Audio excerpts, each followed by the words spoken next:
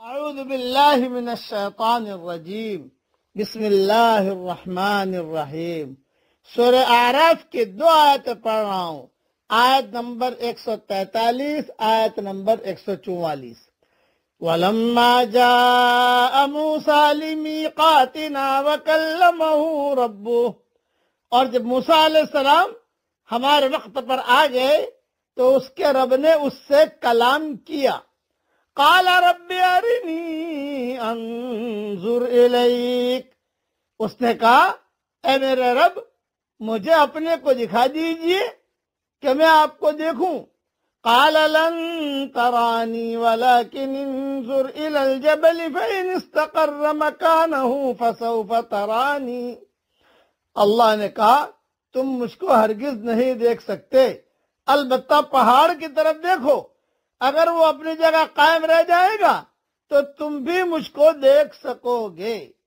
فَلَمَّا تَجَلَّى رَبُّهُ لِلْجَبَلِ جَعَلَهُ دَكًّا وَخَرَّ مُوسَىٰ صَاعِقًا، پھر جب اس کے رب نے پہاڑ پر اپنی تجلی ڈالی تو اس کو ٹکڑے ٹکڑے کر دیا اور موسیٰ علیہ السلام بے ہوش ہو کر گر پڑے۔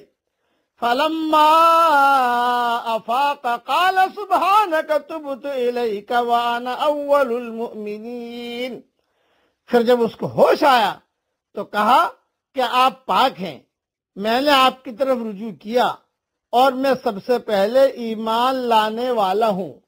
قَالَ يَا مُوسَىٰ إِنِّي اصْطَفَيْتُكَ عَلَى النَّاسِ بِرِسَالَاتِي وَبِكَلَامِي، اللہ نے کہا اے موسیٰ میں نے تم کو لوگوں پر اپنی پیغمبری اور اپنے کلام کے ذریعے منتخب کیا ہے۔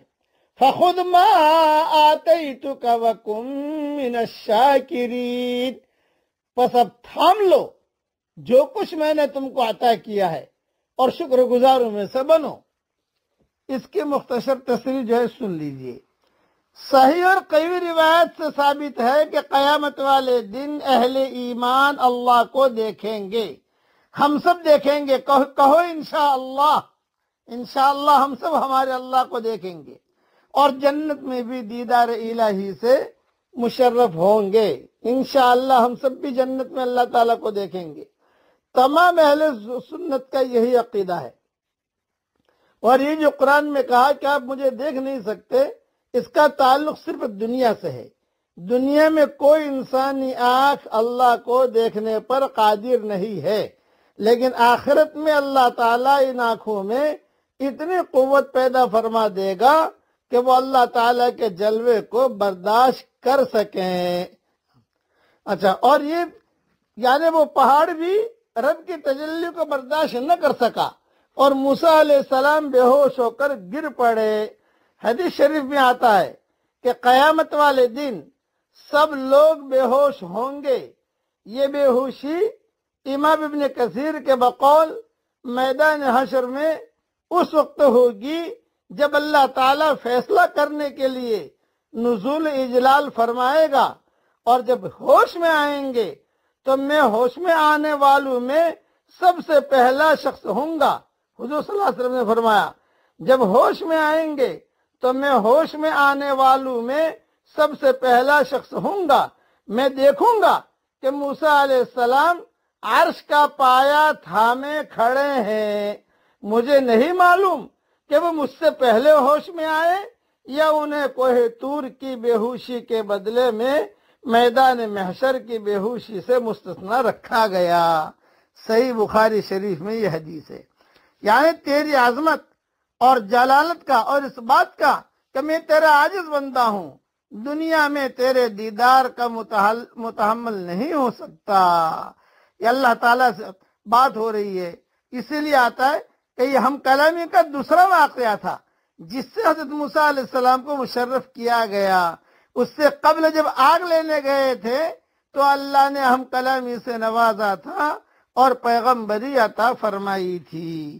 اللہ تعالیٰ اور پھر ایک جملہ خاص کہا وَكُن مِّنَ الشَّاكِرِينَ، شکر گزار میں سے بنیے۔ اللہ کا شکر ہر وقت کرتے رہنا چاہیے۔ جو بھی اللہ تعالیٰ ہم سے دین کا کام لے تو اس کو 2 باتیں کہی اللہ نے کہ خذھا بقوہ، جیسے یحییٰ علیہ السلام کو کہا یا یحییٰ خذ الکتاب بقوہ، کہ اے یحییٰ کتاب کو قوت کے ساتھ پکڑو. یعنی کیا مطلب؟ ہمارے لیے کیا ہے؟ ہمارے لیے یہ ہے کہ دین کو قوت کے ساتھ پکڑو، اور اللہ تعالیٰ جو کام لے اس پر اللہ کا شکر ادا کرو. اب پڑھیے میرے ساتھ، الحمدللہ علی سابغ نعم اللہ. یہ جملہ اللہ تعالیٰ کو بہت پسند ہے. اللہ تعالیٰ ہم سب کو شکر کرنے والا بھی بنائے، اور اللہ تعالیٰ سارے احکامات کو پورا کرنے والا بھی اللہ ہم سب کو بنائے. آمین.